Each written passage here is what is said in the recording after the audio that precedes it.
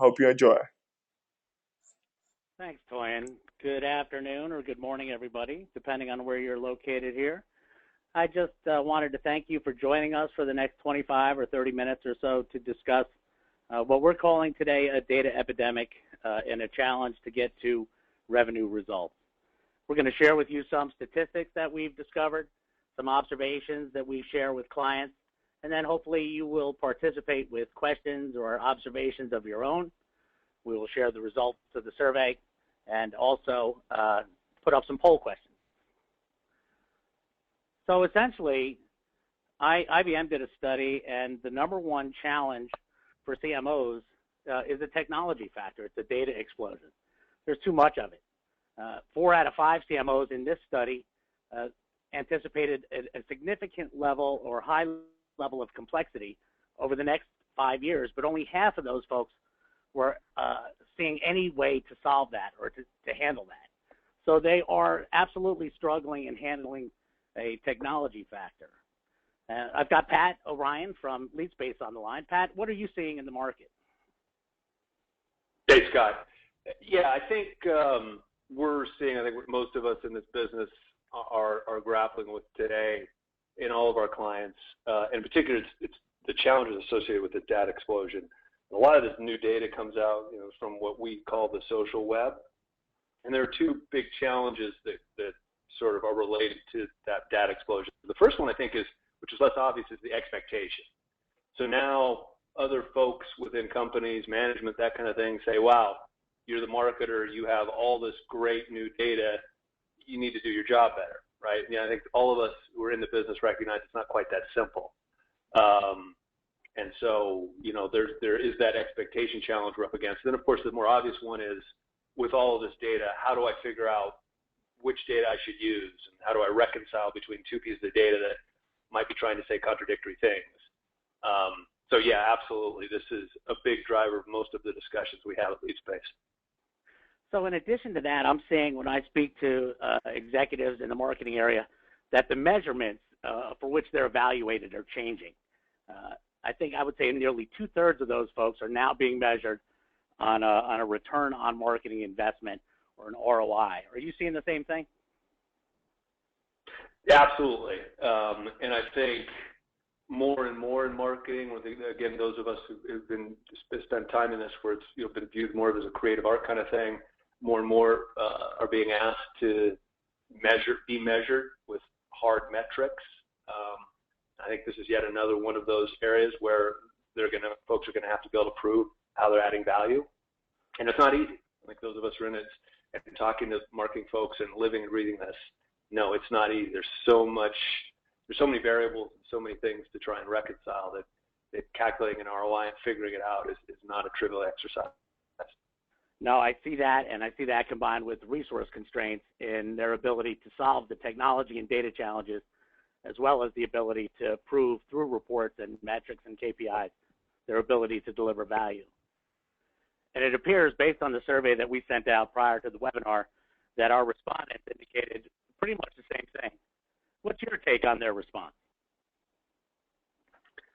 Yeah, I see it. I mean, quite honestly, those 36% of folks who are happy, I've yet to talk to one of them. In our many conversations, even if folks won't say it's the biggest challenge for them totally, I don't know that we've ever talked to someone who's saying this challenge of lots of data and having, feeling like their own database is in perfect shape or even really good shape. Almost everyone we talk to is struggling with this, honestly, to some degree. And again, whereas 10 years ago, I would have a database and look at the fact that 30% of the data in that database wasn't accurate, that was okay because that was the best option. Today, most of us recognize that's probably not good enough, especially with all this interesting data that's sort of outside of, quote unquote, the firewall. And so the pressure's on to improve. I agree with you 100%. And as we talk about the next step, marketing now has to work more closely with sales than they ever have. And the one good thing, in the market you hear a lot about, or you hear a lot of us marketers talking about sales and marketing alignment. And in regards to a couple different studies from CSO Insights, marketing is aligned with sales in the fact that they both agree they need to capture new accounts. But there is this age-old, conundrum between sales and marketing. Sales and marketing both have the find more, find better, ability or desire, as we indicate here. But then they devolve into a conversation where, the follow-up's not occurring or the conversion management is not occurring. Are you seeing the same thing when you talk to both sides of the house from marketing to sales, Pat? Yeah, I really am. I think the promise of a lot of the technology in marketing, like marketing automation, that kind of thing, was to try to get in the middle of this. But the truth is, I think, again, most of us who are in this business recognize we're not quite there. There's still, that conundrum still exists. And it is the age-old sort of quality versus quantity, right? A marketer says to sales, or sales says to the marketing team, hey, I need more leads. And they say, well, I thought you told me last week you wanted better leads. Well, I want that too. And the truth of the matter is you had to get your scale and sort of decide, what do I want? I think the promise today, the promise of all the social information, is that maybe we can get a little closer to having our cake and eating it too, maybe not all the way, and delivering both more and better at the same time. Yeah, I'd agree. Which will and what impact do you see? You you mentioned earlier the social impact or the social data or data in the cloud. What impact do you see that having on the sales and marketing effort in this specific regard?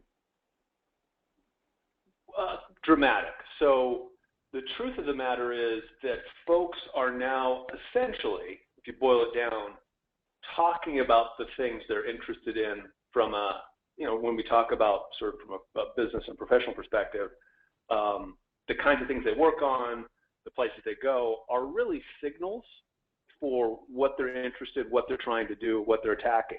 There's things that didn't exist 10 years ago in terms of insights that we might be able to gather that will tell us somebody's going to be more inclined to, at the end of the day, all we want as sales professionals is to have an interesting conversation and have someone who's interested in having a conversation about the kind of things we can address. And if we get that, if we're confident sales folks, we feel like we can probably give ourselves a fighting chance to make some business happen. I'd agree with that. Yeah. So then we kind of bring in the challenge of data and how do these two teams really utilize this data and where do they find it from? And so what we're seeing is that, there's a percentage of sales and marketing teams out there that use some type of third-party sales intelligence providing tool. Tell us a little bit about what you've seen in that specific market. Yeah, I mean, again, back to our point before, the potential impact of integrating all this, again, what we call Leadspace social data, open social data on the open web, is significant. And it's all the sort of key important metrics that we follow in sales and marketing. So if we tie back to our ROI point before, we're really talking about being able to impact, key conversion rates along the, serious decisions with, their funnel, all the various points along that. And, therefore driving more pipeline, right? And typically more pipeline hopefully means more business. And just in general, having a more targeted approach to reaching out to folks, both from a marketing and sales perspective. So the promise and the ROI return is significant.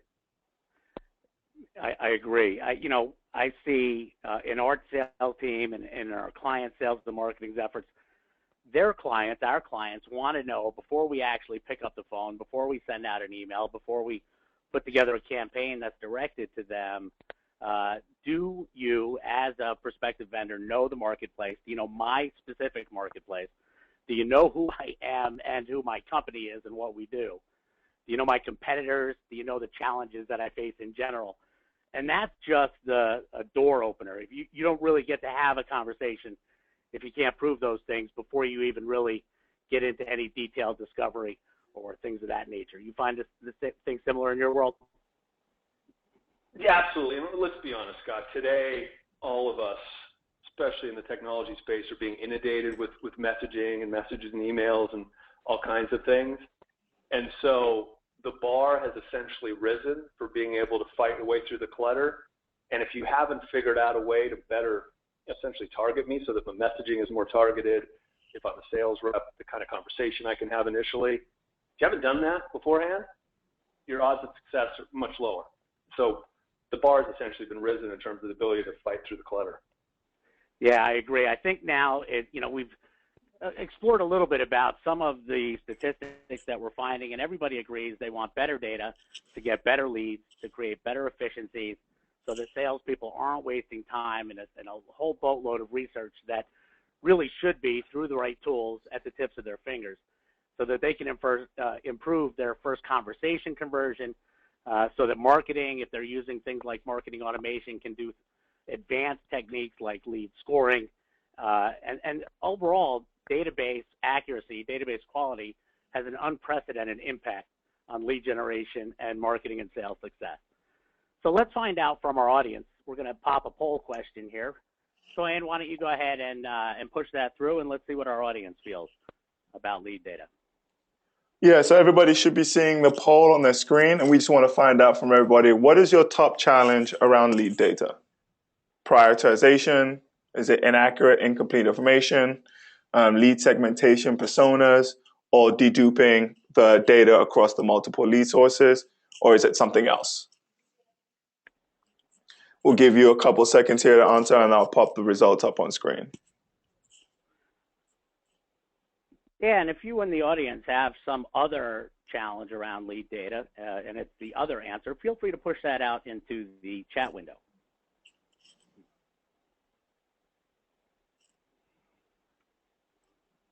So about half of everybody has voted so far. So I'll just give about 10 more seconds and I'll close the poll.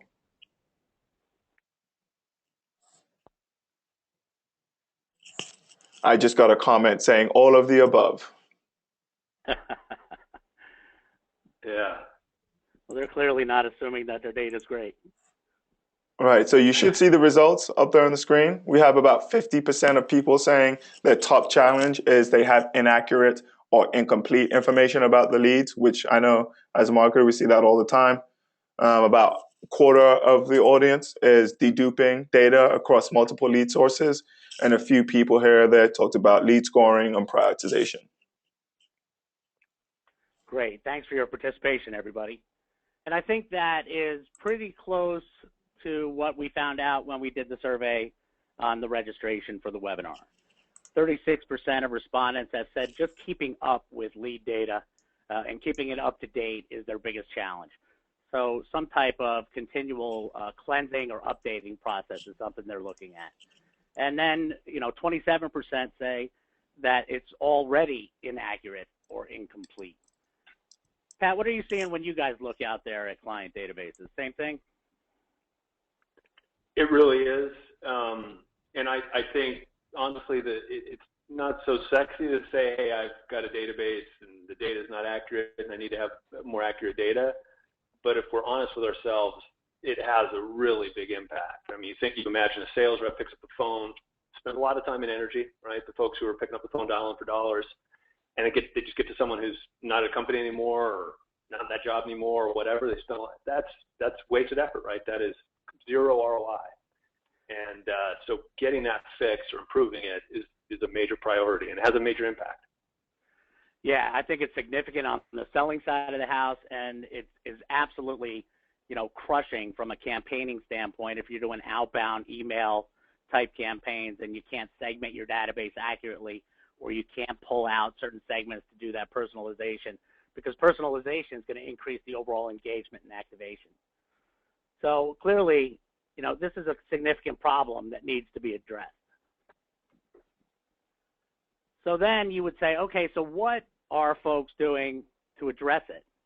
And if it really is that big a problem, and I think we all agree that it is, all of you, the audience, and Pat and myself certainly do, Demand Gen Report recently did a study, and they found out that the #1 strategy to fix the data problem is to go ask your counterparts in sales to fill out more fields, to complete the data when they find it.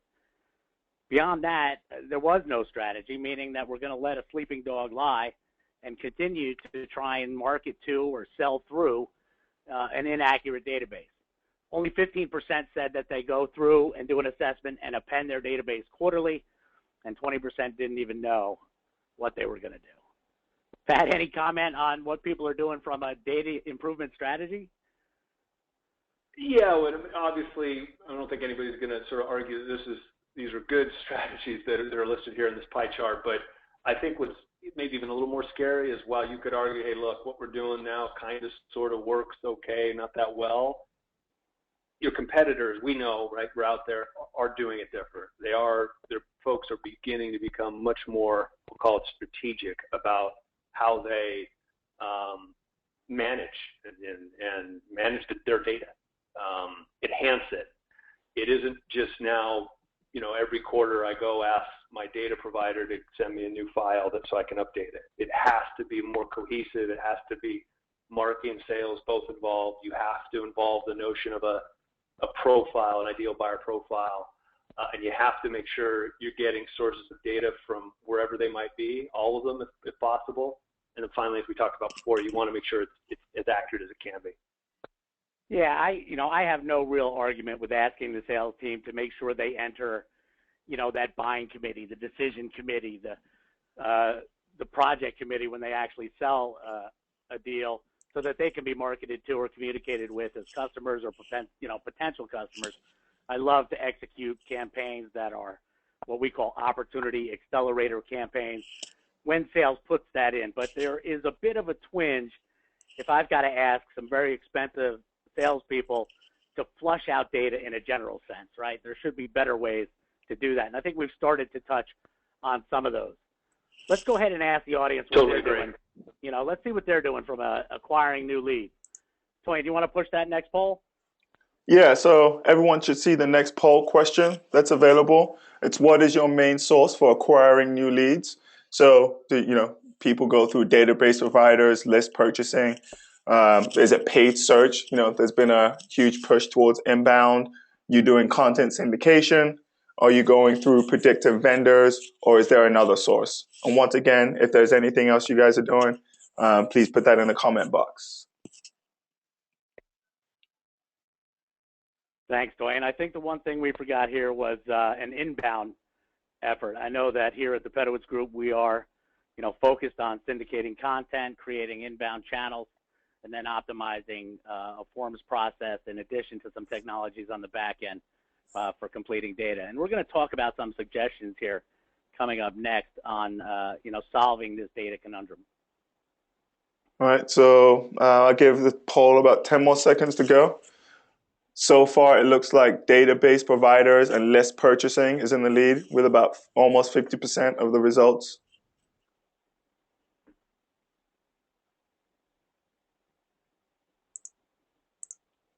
So you should see the results showing up now. We have 50% going with list purchasing. We have about 20% doing paid search, Google, PPC, 20% going through other sources, and just a few people doing content syndication as their main source. That's interesting. Any comments on those results, Pat? Yeah, it is interesting. I mean, I know we didn't necessarily make it a choice, or we could argue it's part of predictive, but I would just argue, and it honestly is a little self-serving for us at Leadspace, but the truth is whatever company you work with or however you do it, if you're not taking advantage of all this the data that's out there on the social networks, professional social networks, you really are behind and missing an opportunity. It's just, some could argue the most interesting and useful data now today. Yeah, I definitely join you in that argument, which is why we're partnered together. The one point I would point out, if 50% of our audience is, relying on database providers and list purchases, I've yet to find a database provider or a list purchase or list rental that's higher than 60 to 70% accurate. And that also always brings up my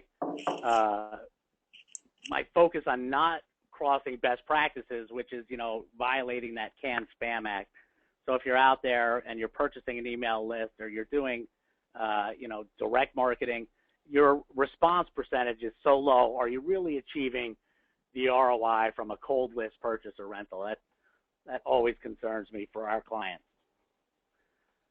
So let's talk a little bit about solving the data conundrum. What is the strategy? You know, at the Pedowitz Group, we follow or recommend our clients follow an assessment, remediation, and prevention role. So clearly, you have to, besides just answering our poll or our survey, do a real assessment. You know, do an analysis of that database and find out, you know, what is the quality, how complete are your records. You know, most folks are missing key items like revenue size and industry, which everybody wants to segment by. They're often missing phone numbers and email addresses, et cetera. So, you know, determine the level of quality, and then also you want to determine the level of accuracy. So what you have, if you do have that data, is it correct, and can you actually approach those people accurately? And that really is an analysis and an assessment of your sources. So if you're buying lists, are they really the best list providers or the least expensive list providers? From there, it really is developing a remediation plan. And that is a determination of whether or not you should go through the expense of appending that data. You know, there are times when data is so old, it may not be worth appending, and maybe you should just discard it. And then after that, it's about how you're going to grow that house list. You know, there is this big push for content marketing, which we fully support, one of the reasons that we're doing this webinar. And there has to be a specific strategy and tactical plan to grow that group of people that do want to follow your information. From there, it's a prevention strategy. What steps can you take to prevent that problem from continuing or growing? And so earlier we saw that 15% of the people do have an append and remediation plan on a quarterly basis. But does somebody own that from a functional standpoint? Have you assigned a database owner, a house list owner, with metrics and measurements and MBOs to improve the quality and the growth of that list? Do you have strategies to do that as well, and how do you measure it? Pat, what's your take on these three steps to go ahead and fix this problem?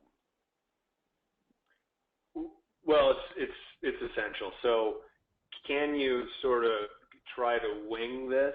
I suppose, but I think then the results that we're seeing in many of the places, the struggles we see for many folks are kind of the result. So having a plan, having ownership, which is true really for anything, but I think especially something like this is essential. And look, it's more complicated now, right? It's you're talking about many different sources, as we talked about before. The expectation is higher, and so it requires, frankly, a little more focus. So totally agree. And the dividends will be high. As you have a more targeted, more accurate database, as we talked about, the ROI, the dividends will be high. Yeah, and we're going to talk a little bit about what the financial impact to this is when we summarize this at the end. But what we're seeing is most clients focus on their technology to optimize, overall the data. And so from an optimized technology standpoint for your strategy hints, we're going to say, go out there and discover what tools are available, what apps are available to help facilitate these efficiencies and accurate data and quality marketing. And then after that, it is what are the processes. So from now to eternity, people are going to talk about the salespeople importing data and who imports lists and how those lists get cleaned before they get into a system. Those are processes that need to be looked at. We actually worked with one client on a forms project, and we found out of 10 forms, 6 of them, the forms went to a database that nobody ever looked at. It was the Limbo database, and we had a significant process change just from the forms capability. From a remediate standpoint, it's how are you going to implement the changes to the technology? There are a variety of tools and solutions out there. And then how are you going to change the behaviors? And that comes over to our prevent side, which is how are you going to train, reinforce, and measure that change, right? So we have measurement in a couple areas. As the Pedowitz Group, and we talk about revenue marketing, we are always focused on results. And so it's a measurement of change, it's a measurement of success, it's a measurement of the data and the metrics and their performance. Pat, any additional comments that people can use from a technology standpoint? I know this is your expertise. Tell us a little bit about your thoughts.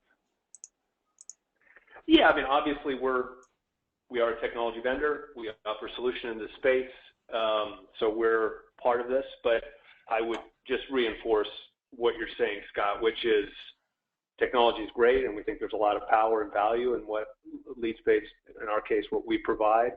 But if it isn't joined with a plan, ideally managed by folks like Pedowitz Group, it's going to be a lot harder to achieve that value. So we think it's a classic case of, one technology plus one, a vendor who can help you implement it equals more than two. So, bringing in that expertise for this larger challenge is almost always going to pay off. So, Pat and Scott, I have a quick question for you from the audience before we move on. Sure. So where do you think the biggest ROI is found in the various data remediation strategies? And so where should people work, or where should they work first? Right? Where's a good starting spot? So I think that the ROI is going to change depending on whether you're a sales-heavy or a marketing-heavy organization.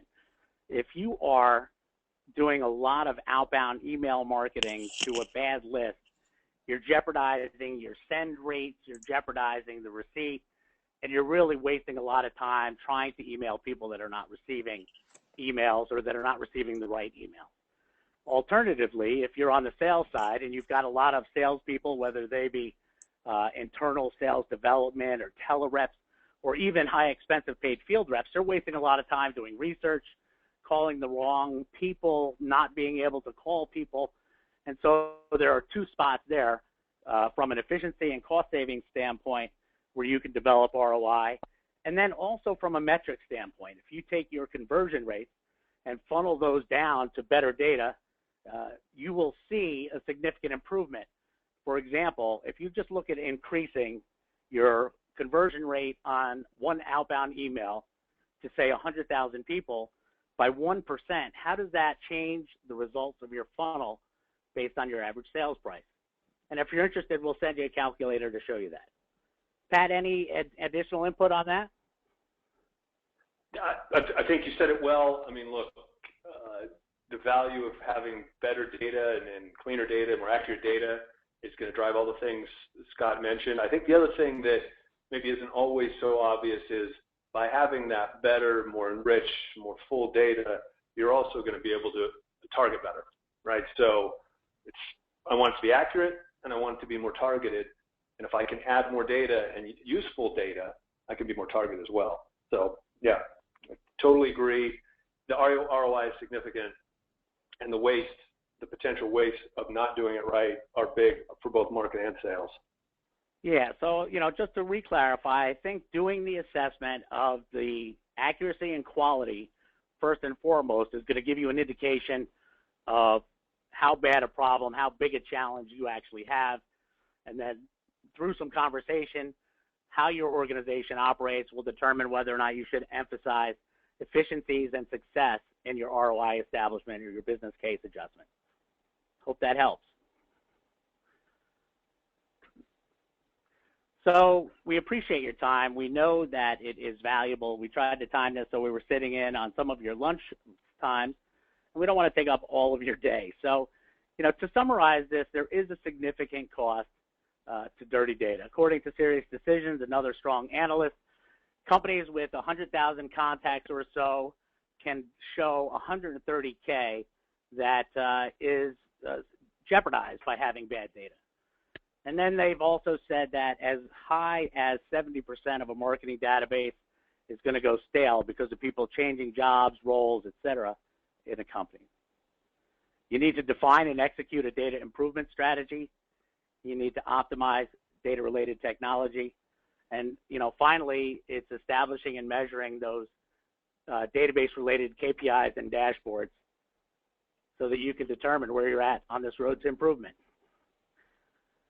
So with that, I appreciate your time, and just as a final plug, because we did not want to make this a sales presentation, the Pedowitz Group is an exceptional consulting agency that does support developing these types of strategies, putting together integrated marketing programs, and optimizing technology.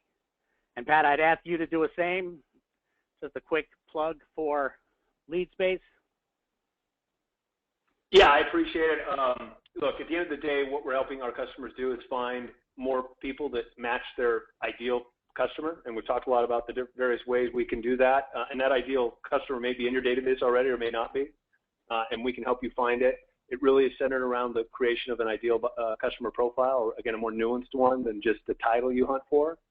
And this is going to have all kinds of impact, better prospect engagement, the higher conversions, and at the end of the day, what we're essentially helping our customers do is drive more pipeline. Thanks, Pat, and thanks for partnering with us on this webinar. Just so that you folks know, thank you for inviting me. Yeah, my pleasure. You can, if you have questions, go ahead and type them into the chat window now. Toyin will let us know. You can always follow us up directly. We're going to be sending out the webinar recording and the slides for those of you folks that registered. We, of course, would ask you to go ahead and spread the word to your counterparts, colleagues, associates, and friends. We're going to potentially write this data epidemic ebook to get into some more detail about how you can solve this problem. And you'll also get an opportunity to do a data management audit. Toyin, any questions we need to think about? Yeah, I got a couple questions here. I'll give some people a couple more minutes to put their questions in. So, as we've seen, we have 50% of folks still using list purchasing, and someone's asked that, okay, besides, purchasing lists, do you have any suggestions of some of the top lead sources where your data is going to be more accurate if we're not going with list purchasing? Pat, do you want to take a shot at that, or you want me to fire off first? I'm happy to jump in. I do know of a source of better leads. This is obviously very self-serving, but this is the business Leadspace is in, and we are a source. We take advantage of all these various sources you're talking about, like the classic list vendors, and connect it with all the social data so it's more accurate, so we make sure you're not getting bad data, so it's more enhanced. So that's the business we're in, actually, through the creation of a profile, but there are others, and Scott, I'm sure you can probably offer a more general answer. Sure. So, we obviously partner with Leadspace. We use Leadspace. And the thing that excites us about them as a product is the fact that data that comes from a variety of sources is enhanced by the most current social capabilities that are out there, and gives our sales team an opportunity very easily within our CRM app, Salesforce, an opportunity to target those people that are going to best suited to hear our message. And so, there are a variety of sources out there, but that's the one I would respond with at this point. It's not a list vendor. It's more live data. It's a combination of the data you have in your system and the data that's out there, in the digital world now. Okay, great. Yeah, Scott, again, forgive me. We didn't want to make this a pitch, but really think of us as a virtual database. So it's not just a database we own that we're monetizing. When somebody wants something, we go grab that information literally in real time. And that's the big distinction between sort of, I think, a classic list vendor and something like a Leadspace. What we do is this notion of virtual real time. And it's powerful, right? It just means you're getting the latest data right at that time. Thank you for the question. Thank you. So another quick question. What types of measurements and KPIs can people be looking for when they're trying to, go through and do a data audit and putting a whole strategy around this? And what are the best way to track those? So we run dashboards that I call data integrity dashboards. And I'm looking for some of the obvious factors. What accounts do I have that don't have industry, don't have revenue or size, depending on what measurement is important to you? Sometimes our clients prefer number of employees.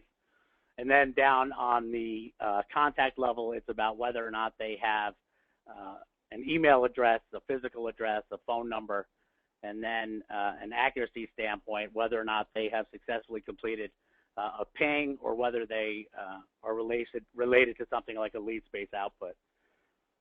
Pat, any other metrics that you see people monitoring or that you measure?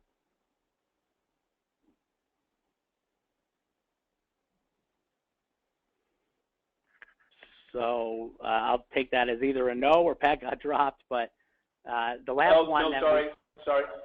That's all right. Sorry, did you have an addition there? I did. I apologize. I was just saying we see kind of various. I wasn't sure it was just the database. If it is, then I think your answer was a good one. If more generally, the things people look at are pipeline. I think we have one customer, for example, where because of leveraging our solution, they were able to reduce the amount of time people were essentially researching other people before they got called, and so they basically doubled the number of calls they could make. And that's sort of a hard ROI metric you could make for, say, an SDR team. So those are two key ones we see people use. Great. So productivity, and then higher productivity is going to result in a potential higher conversion. And then from a marketing standpoint, we also measure list growth. And so we look at our overall database to determine what number of people are emailable, meaning that they have successfully received, replied, or updated a preference center. And then, how is that growing period over period? Hope that helps. Yeah. One more question so far. So besides the traditional marketing automation and CRM tools that people are using, are there any other tools new tools that people should be on the lookout for to help with their data management, whether it's from forms, data appends, things like that? Yeah, so I think that the thing we're seeing in the market, obviously, what Leadspace is doing with the real-time investigation is important, and that's why we've partnered with them. But also in the forums world, we're seeing a capability of several companies that actually append data once a form is submitted with minimal information. So for example, if I submit a form, Scott Benedetti, Pedowitz Group, it can go out and ascertain who I am, my role, my title, how big the company is, what market we're in industry-wise. And you can actually append all that data without asking for it explicitly on a form. I think that is one of the new/neat technologies that's out there. The other thing is really putting in an appropriate forms or process to ask people for additional information as they come back for additional forms. And it's, some type of progressive profiling capability as people engage with your content. And obviously that means that you have a decent content syndication strategy in the market. Those are a couple things that I've seen most recently, but I'm always open to new technologies. So if you have ideas, send them along. So Toyin, thanks for the list of questions. Pat, thank you for collaborating with me and our team and your team did a nice job. Our contact information is on the screen if you want to jot it down. Obviously, you will receive a follow-up email from which you can respond if there's anything that we can help you with when it comes to solving this data challenge. We look forward to hearing from you.